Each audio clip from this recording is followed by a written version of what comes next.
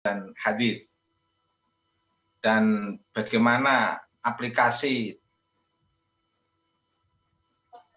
best practice-nya dalam konteks fiqh oriented keseharian kita, itu mau tidak mau kita membutuhkan qawaidul fiqhiyah. Kecuali kalau mungkin tiap hari kita taklim pelan-pelan sampai hatam, Fathul Qorib, Fathul Mu'in, mungkin bisa dari tag ke tag dalam satu kitab. Tapi kalau pertemuan-pertemuan yang sifatnya tidak rutin, 1 bulan sekali, itu saya lebih suka mengkaji fikih dari perspektif qawaidul fiqhiyah. Nah, hal yang sama terkait dengan tema niat di pagi ini, seperti tadi dari prinsip dasarnya sudah disampaikan oleh Ustadz Aziz tentang hadis innamal a'malu binniyat wa innamal likulli imri'in ma nawa faman kana hijratuhu ilallahi wa rasulih fa hijratuhu ilallahi wa rasulih. Saya kira itu penting sebagai prinsip dasar, tetapi ada sebuah ikatan yang memang perlu saya sampaikan, dan saya merujuk pada kitab Nazm Al-Faraid Al-Bahiyah, yaitu sebuah qawaidul fiqhiyah yang sangat fenomenal dan monumental. Saya katakan monumental karena memang menjadi pintu masuk kajian di beberapa pesantren sebelum masuk ke Asbab wa Nadzair dan beberapa yang kaidah fikih yang lain. Di kitab ini ada 4 nazm yang ingin saya sampaikan. Pertama, al-aslu fil umuri bil maqasidi ma ja'a fi nasril hadisil waridi. Innamal a'malu bin niyati wa huwa marwiyun anis siqati. Qalu wa dzal haditsu sulusul ilmi wa qila rubu'uhu fajul bil fahmi wa huwa fi sab'ina baban yadkhulu 'anil imam Syafi'i qalu. Al aslu fil umuri bil maqasid. Dalam nazam pertama kaitannya dengan kaidah pertama, al aslu, dasar atau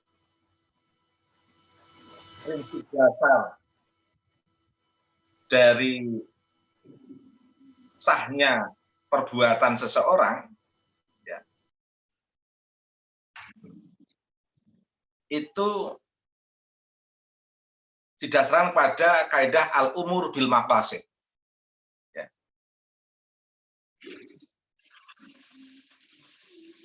Al-umur, semua persoalan hidup, semua perkara dalam konteks ini dispesifikkan dalam konteks amal perbuatan ibadah seseorang, itu bil maqasid, tergantung pada niat yang dituju. Seperti terkait dengan hadis yang tadi disebutkan, saya tidak perlu mengulang. Dan apa itu niat? Niat adalah azimul qalbi. Jadi betul-betul kehendak yang total sebuah hati. Ada sebuah al-qasdu di situ, al-muqaranu yang bersamaan lil amali dengan amal perbuatan manusia.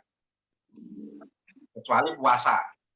Nah, puasa itu memang banyak hal yang mau tidak mau yang berkaitan dengan puasa wajib, niatnya harus di malam hari atau 2/3 malam sebelum mendekati waktu imsak, sebelum imsak. Nah, tetapi kalau sunat boleh. Habis sholat subuh, tiba-tiba di dapur istri tidak ada kopi, nggak ada makanan, belum ada belanja yang disiapkan, terus tiba-tiba niat puasa bisa dalam konteks sunnah. Nah, tetapi selain pada konteks puasa, pada amal perbuatan ibadah yang lain, itu niat itu harus al-qasdu ay azimul qalbi, al-qasdu al-muqaranu lil amal, harus bersamaan dengan amal. Seperti niat sholat, niatnya harus bersamaan dengan takbir. Pada saat Allahu Akbar niatnya ada di situ. Nah, adapun usolli itu sifatnya tajdidun niyah. Itu penting untuk menguatkan tekad. Sesuatu yang sudah diucapkan itu kan berbeda dengan sesuatu yang dipendam. Jadi mengungkapkan sesuatu itu lebih berarti daripada tidak diungkapkan dalam konteks kebenaran, dalam konteks tekad, itikad. Makanya kemudian dalam tradisi kita usolli itu tetap dibaca. Tetapi hakikatnya fil qalbi pada saat bersamaan dengan takbir. Ini dalam konteks satu kasus. Tentu perdebatan tentang niat ini tidak mudah kita ikuti karena banyak ashab dari mazhab Syafi'iyah atau pengikut ulama-ulama yang mengikuti mazhab Syafi'i itu banyak berbagai pandangan tentang praktek niat. Karena memang niat itu mudah kita ucapkan, mudah kita jelaskan, tapi sangat sulit untuk dipraktekkan. Oleh karena itu saya teringat pesan orang tua saya, Abah, ini mungkin bagian daripada yang dimaksud sanad itu ini. Beliau mengatakan bahwa untuk orang-orang tua kita dulu mempraktekkan niat itu memang dijelaskan dari sisi ilmu pengetahuan, butuh pemahaman, dan di situ melewati banyak pandangan-pandangan para ulama. Tetapi ada yang best practice yang bisa dilakukan di dalam melaksanakan niat. Pertama, niat itu harus kita ikat dengan iman, Islam, ihsan. Artinya apa? Ketika kita mau niat sholat katakan, atau zakat haji misalnya, termasuk kemarin yang didiskusikan itu 1 bulan yang lalu itu terkait dengan zakat misalnya, itu sebelum niat al-muqaranu lil amal fil qalbi bi azimatil qalbi itu dengan keteguhan kehendak hati yang total itu harus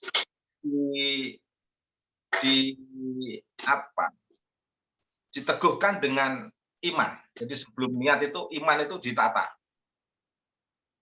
dengan melahirkan mutiara iman. Mutiara iman itu keyakinan.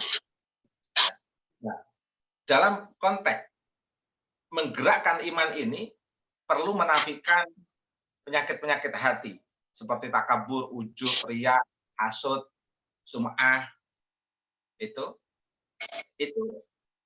harus dinafikan. Artinya apa? Sebelum kita sholat, kita itu harus memastikan bahwa kita itu akan memenuhi panggilan Allah, bukan memenuhi panggilan nafsu, ujub, hasud, takabur, riya, sum'ah, dan lain-lain itu. Artinya apa? Kita lebih percaya kepada Allah daripada kita percaya pada riya. Kita lebih percaya pada Allah daripada kita percaya kepada hasud. Kita lebih percaya pada Allah daripada kita percaya kepada ghadab, takabur, sum'ah, dan lain sebagainya itu. Nah, itu kita nafikan dengan keteguhan iman kita, penuh keyakinan, kemudian Allahu Akbar fil qalbi bi azimatil qalbi al muqaranu lil amal itu. Teguh harus itu. Di sini perspektif al umur bil maqasid atau al umur bi maqasidiha yang sering kita dengar itu. Jadi semua perkara amal perbuatan ibadah itu tergantung pada niatnya, apa yang ditujunya di situ. Kalau ditujunya Allah ya ke Allah. Nah, bagaimana bisa menuju Allah kalau hal-hal yang membuat hati tidak nyaman terkait dengan hasud, takabur, riya, sum'ah tadi itu bersarang dalam diri kita. Oleh karena itu harus kita bersihkan dengan tekad keimanan itu tadi. Sehingga kita lebih memilih Allah daripada memilih sum'ah, memilih Allah daripada memilih takabur dan lain sebagainya. Dalam konteks ibadah ini harus total, tanpa kompromi. Mungkin di luar ibadah kita bisa kompromi, kadang-kadang manusiawi kita muncul, kita marah sama istri misalnya. Manusiawi kadang-kadang tentu muncul kata itu. Atau di luar ibadah kita tiba-tiba pengen berbuat yang sekiranya dilihat orang, kadang-kadang manusiawi itu muncul di luar ibadah itu. Tapi dalam konteks ibadah kita itu harus tanpa kompromi. Harus betul-betul total ke Allah dalam konteks ibadah. Nah, dalam konteks ibadah begitu. Pada saat kita beribadah, pada saat kita sudah beribadah, tentu hal-hal yang wajib malah disunahkan untuk disampaikan ke orang. misalnya akan sholat, mengajak orang sholat, itu malah dianjurkan. Jadi sesuatu yang wajib, mengajak orang menunjukkan perbuatan kita terkait dengan perbuatan wajib kepada orang lain, itu malah ada pahalanya yang wajib. Tetapi dalam konteks sebelum beribadah itu. Tapi pada saat sudah berjalan proses ibadah itu, harus al-qasdu al-muqaranu lil amal. Ini harus betul-betul bi azimatil qalbi, fil qalbi. Ini harus betul-betul seperti itu. Jadi kalau sudah di hadapan Allah dalam konteks ibadah kita, itu tidak ada kompromi dengan yang lain. Tapi di luar ibadah, yang berkaitan dengan wajib, bisa kita sampaikan ke orang lain dalam konteks untuk dakwah di sana. Nah, malah kalau dalam konteks sunat, sebaiknya dirahasiakan. Jadi malah aneh. Jadi ya aneh nggak aneh. Pokoknya sesuatu yang sunat itu sebaiknya dirahasiakan. Itu di Zubat dijelaskan. Tapi kalau wajib, ngajak orang lain. Tapi pada saat melaksanakan kewajiban atau pada saat melaksanakan ibadah baik itu sunat maupun wajib, pada saat pelaksanaan itu harus total bi azimatil qalbi, fil qalbi. Jadi al-qasdu al-muqaranu lil amal ini harus betul-betul terjadi dengan menafikan tadi riya, ujub dan takabur dan sebagainya. Dan ini yang bisa menafikan mereka hanya iman. Hanya iman kita yang bisa menafikan itu. Lah, pada saat proses pelaksanaan itu diproses dengan Islam.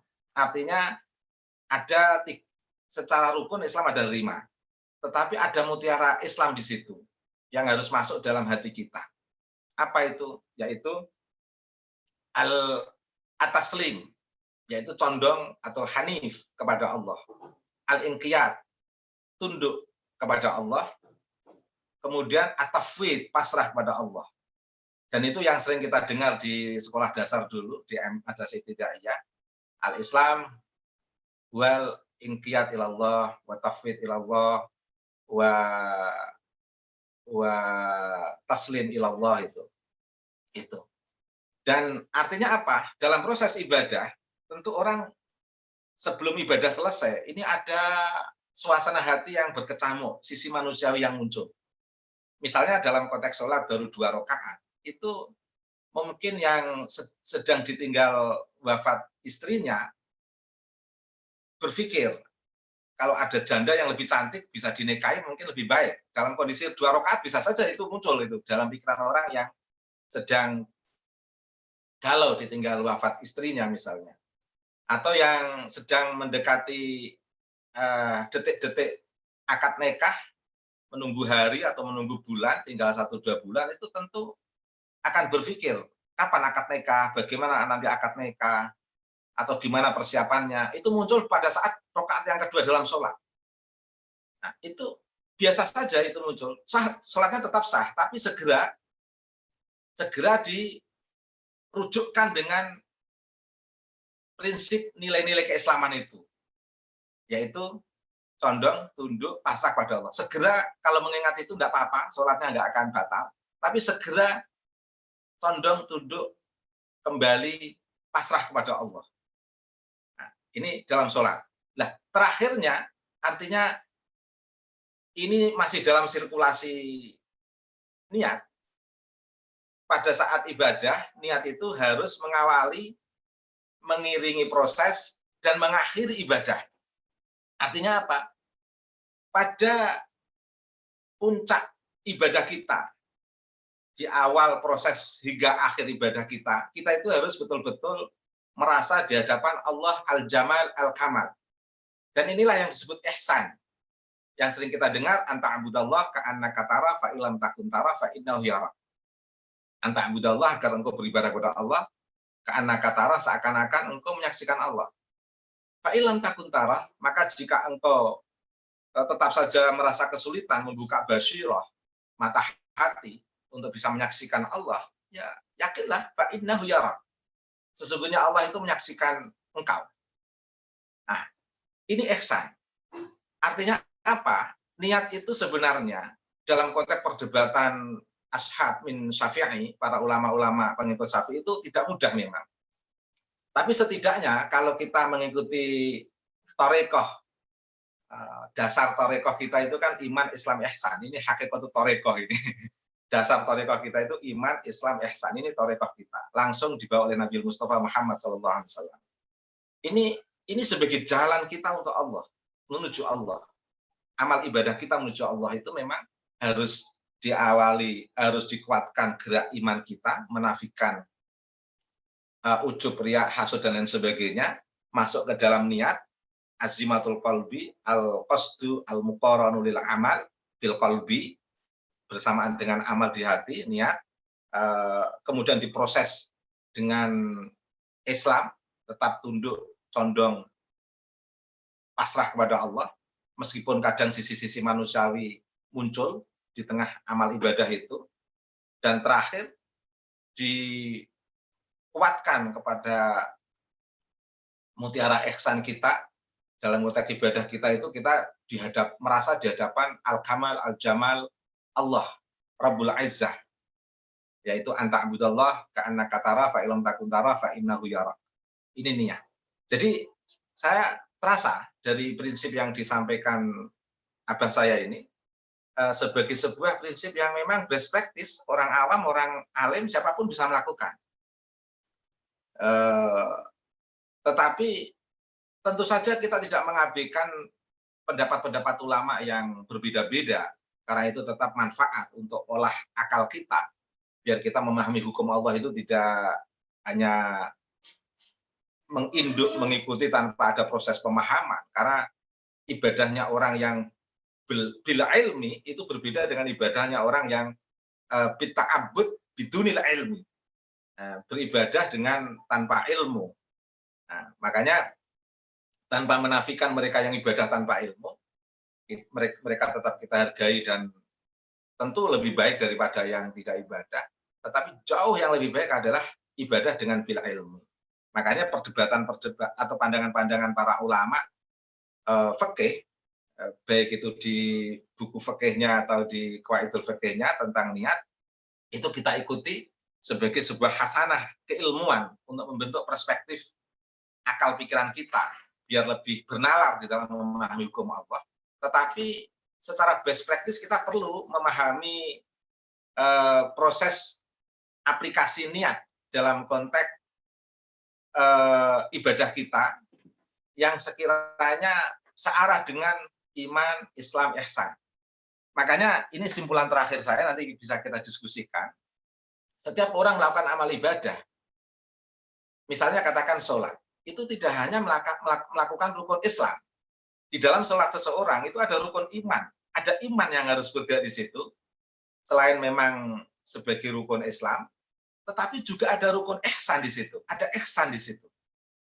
Mau zakat juga gitu. Bukan hanya orang zakat itu melaksanakan rukun Islam, tetapi harus ada iman di situ, harus ada ihsan di situ. Hal yang sama di puasa. Orang puasa tidak hanya melakukan rukun Islam, tetapi ada iman di situ, ada ihsan di situ. Nah, di luar ibadah mahdhah yang memang sudah ditentukan oleh Allah sebagaimana yang dijelaskan di dalam Al-Qur'an dan hadis, sisi-sisi manusiawi seseorang itu biasa saja. Habis sedekah cerita ke teman itu kadang-kadang ya manusiawi juga. Mungkin niatnya untuk memotivasi atau mungkin niatnya untuk memotivasi diri sendiri, bukan karena riya, biar dia tetap senang terus. Itu kadang-kadang muncul di tengah-tengah pikiran-pikiran orang yang variatif itu, tapi tidak apa-apa. Tetapi yang paling fundamental, esensial, tanpa kompromi, itu pada saat ibadah di hadapan Allah. Dan hanya satu cara untuk bisa kita lakukan, yaitu meneguhkan niat. Al-qasdu al-muqaranu lil amal.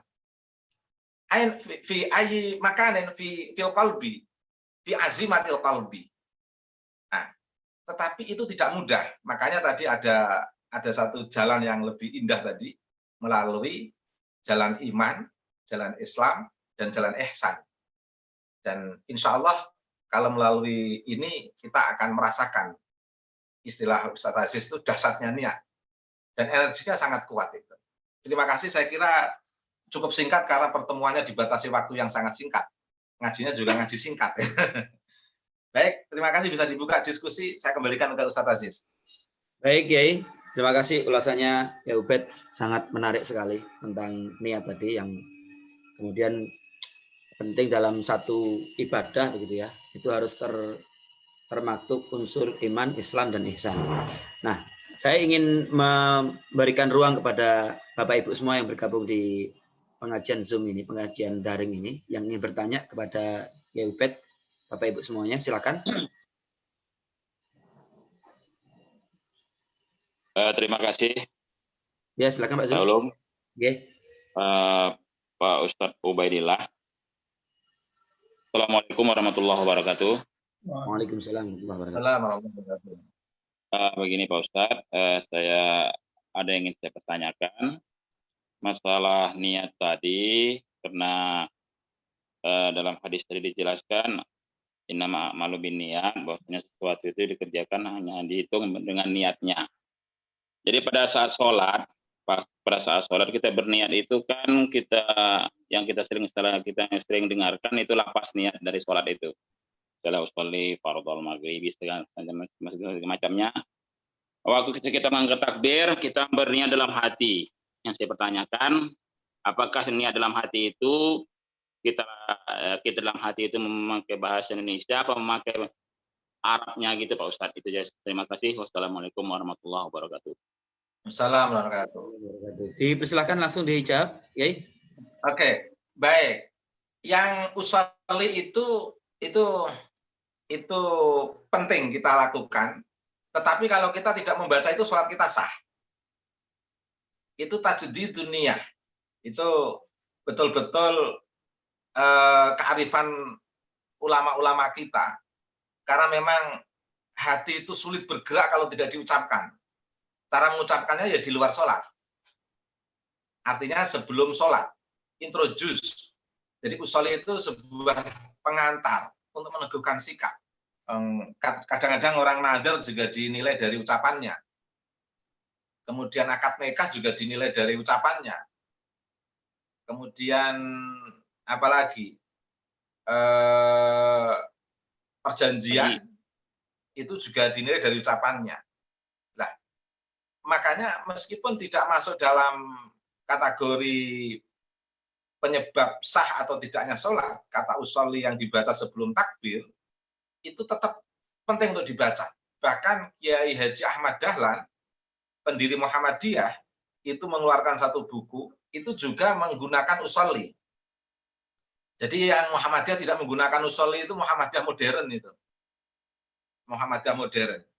Tapi Kiai Haji Ahmad Dahlan sendiri juga menegaskan harus pakai usolli. Kalau di kita nggak perlu kita bahas, itu suatu keharusan. Karena ikrar itu kan penting untuk diucapkan. Tetapi jauh yang lebih penting, yang menyebabkan sah atau tidaknya seseorang sholat, itu pada saat al-qasdu al-muqaranu lil amal. Yaitu punya kehendak hati pada sebuah tujuan untuk ibadah sholat itu dengan adaan, itu fil qalbi. Jadi di dalam takbir. Jadi yang muncul takbirnya. Allahu Akbar itu yang muncul takbirnya. Jadi pada saat mulai dari Allah itu sampai ra. Pokoknya di antara hamzah sampai ra.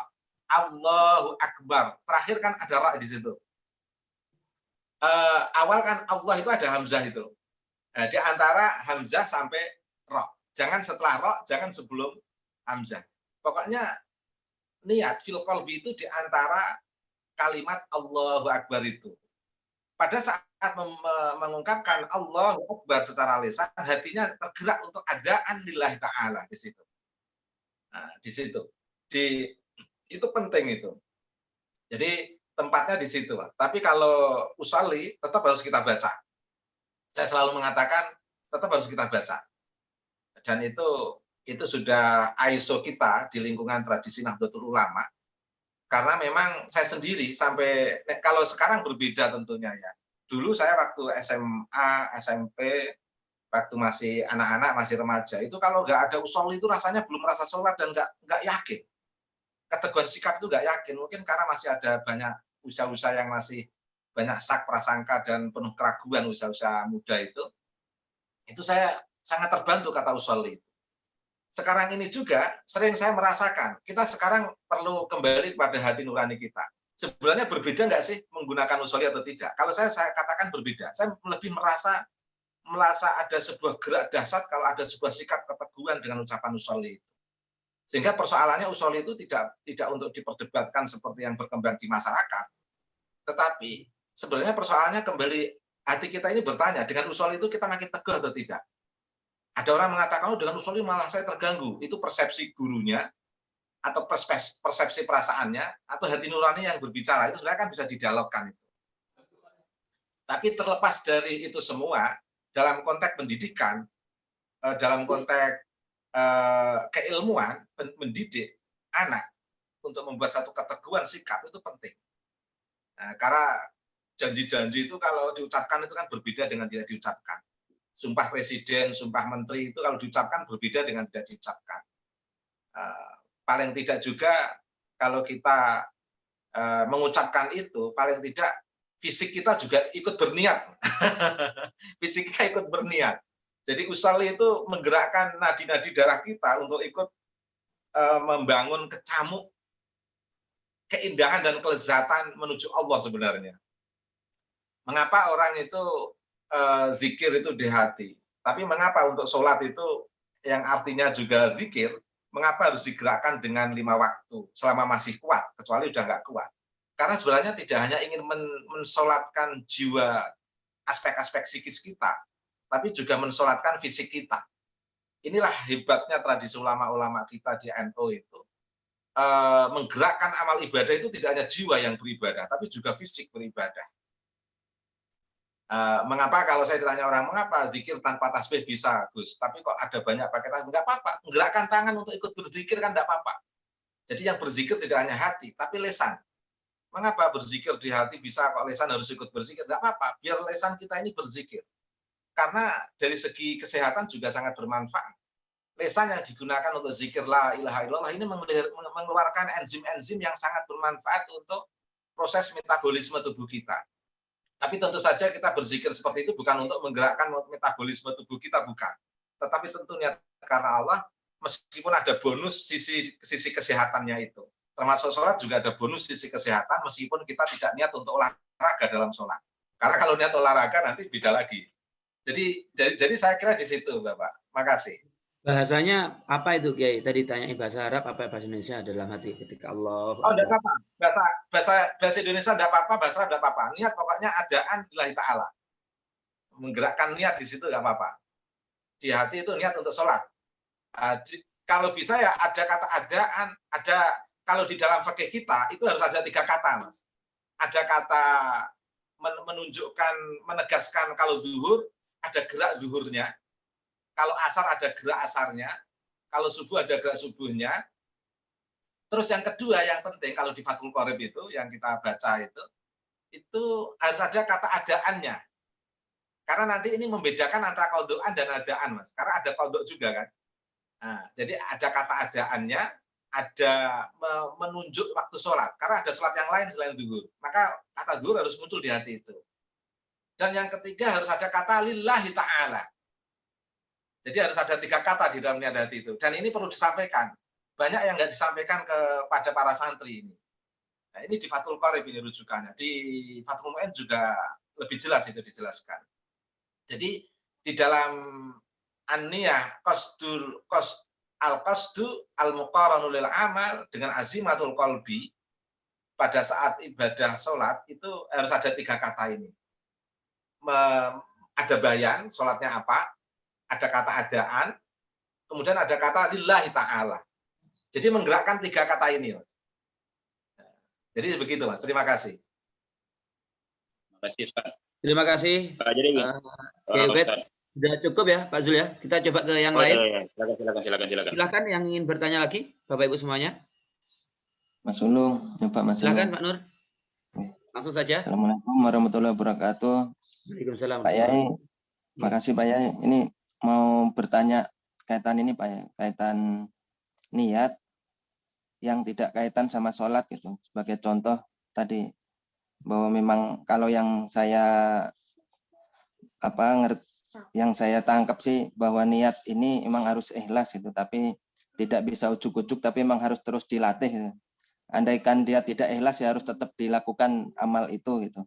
Nah, ada yang saya tanyakan kaitan gini Pak Yai, kalau misalkan kita itu berniat untuk menolong seseorang, sebagai contoh misalkan minjami seseorang gitu ya, janjinya mungkin sebulan 2 bulan gitu, awalnya ikhlas gitu, tapi ketika tidak diselesaikan selama bertahun-tahun gitu, kemudian kita lihat kok nampaknya orang ini punya kemampuan tapi kok tidak menyelesaikan itu, akhirnya kadang niat yang ikhlas tadi itu bisa berubah, kadang berubah menjadi jengkel, menjadi kesal seperti itu. Nah, itu seperti apa Pak Yai? Itu yang pertama. Dan yang kedua, melanjutkan yang pertanyaan Pak Zul Pak Yai. Jadi kalau tadi kaitan niatnya saya lanjutkan agak setelah itu, ketika takbir tadi itu, ketika takbir itu panjangnya kira-kira berapa harokat Pak Yai? Misalkan ketika mengucapkan Allahu Akbar gitu. Saya pernah baca bukunya Ustadz Asgab Baharun kalau nggak salah, itu maksimal 2 atau 3 harokat gitu. Nah, apakah ada referensi lain Pak Yai? Makasih. Assalamualaikum warahmatullahi wabarakatuh. Waalaikumsalam warahmatullahi wabarakatuh. Dipersilakan Yai. Lama-lama Enggak, ini minjemin uang kalau nggak dibayar itu jengkel kadang-kadang nyumpai juga kalau kita itu. Oh enggak Yai? ini wajah saya nggak kelihatan, tiba-tiba tertutup, tapi suara terdengar ya. Oke, terdengar. Kelihatan, Pak Yai. Baik. Oke, kalau saya nanti keluar nanti malah menghabiskan waktu, saya langsung ngomong aja tanpa saya harus terdengar, terlihat ya. Nggih. Jadi gini, tadi terkait dengan hutang, ya. Dengan hutang itu kan, halo? Ya, Ya, kita menyimak. Suaranya Oke. bagus. Terkait dengan hutang, kita tetap dapat pahala. Apalagi hutang kita itu sesuai dengan akad. Jadi pada saat akad 1 bulan, ya kemudian setelah itu mereka menyepelekan, itu akhirnya ada 2 hal. Satu hal, kita akan dapat pahala di dalam fikih ini, kita akan dapat pahala karena kita menghutangi. Yang kedua, kita akan dapat pahala karena memang meringankan orang yang hutang. Kadang-kadang orang yang hutang itu memang tidak bisa membayar. Nah, makanya kalau menghutangi orang itu, ini di luar fikih, ini strategi saja, strategi meminjami orang. Makanya kalau menghutangi orang itu harus niat membantu betul.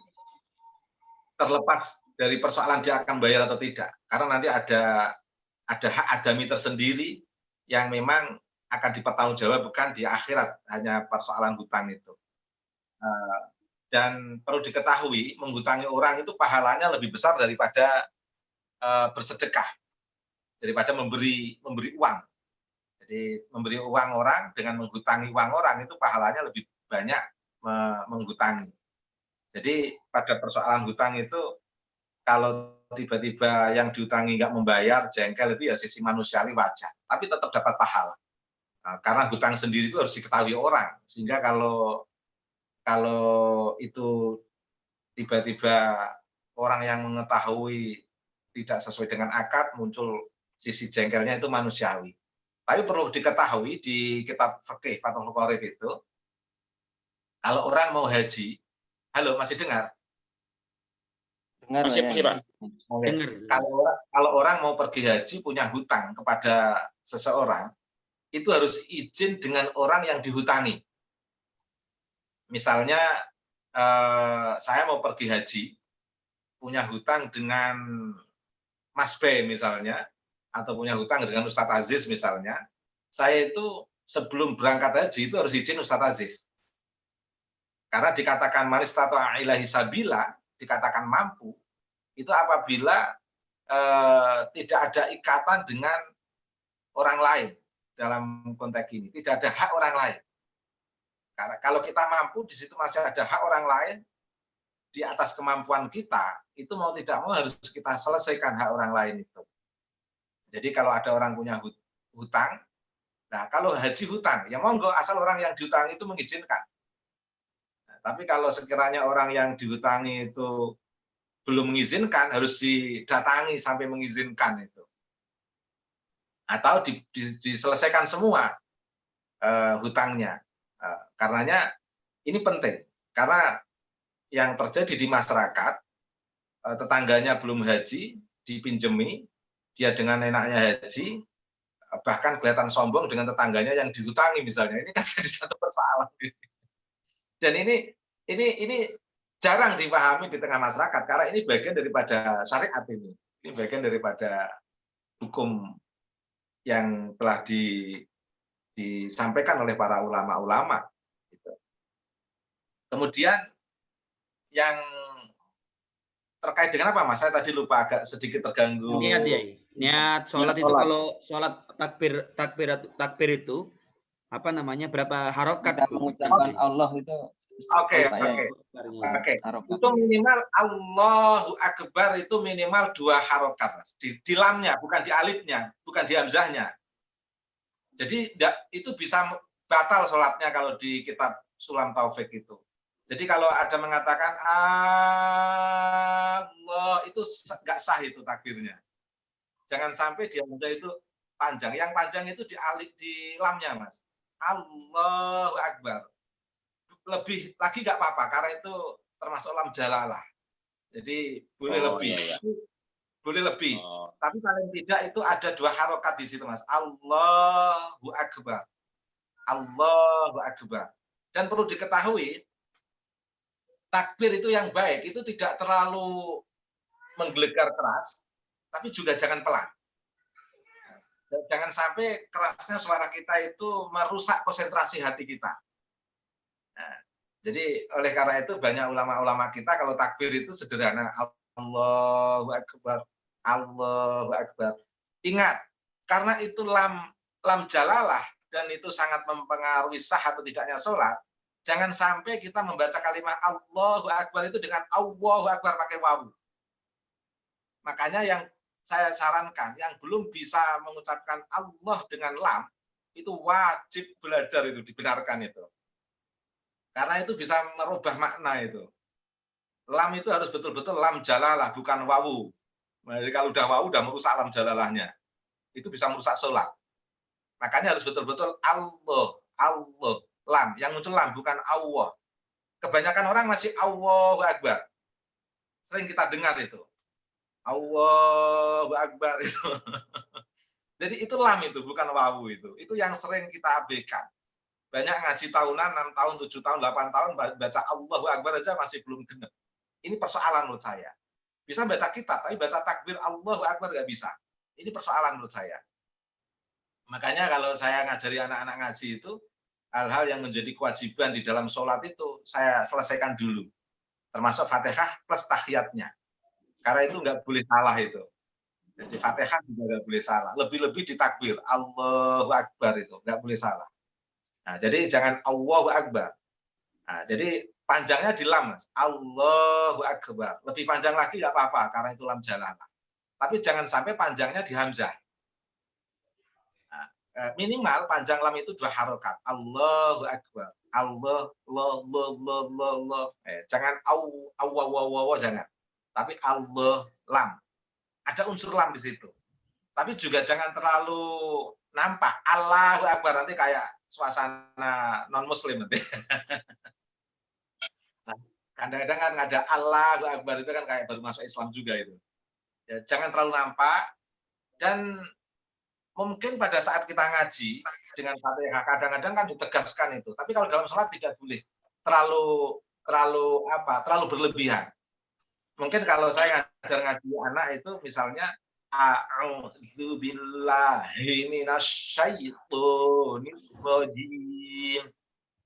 Itu boleh dalam konteks pembelajaran untuk menguatkan makharijul huruf kepada santri. Tapi pada saat sholat itu tidak boleh berlebihan seperti itu. Sederhana sekali. Allahu Akbar. Bismillahirrahmanirrahim. Alhamdulillahirabbil alamin. Sederhana begitu.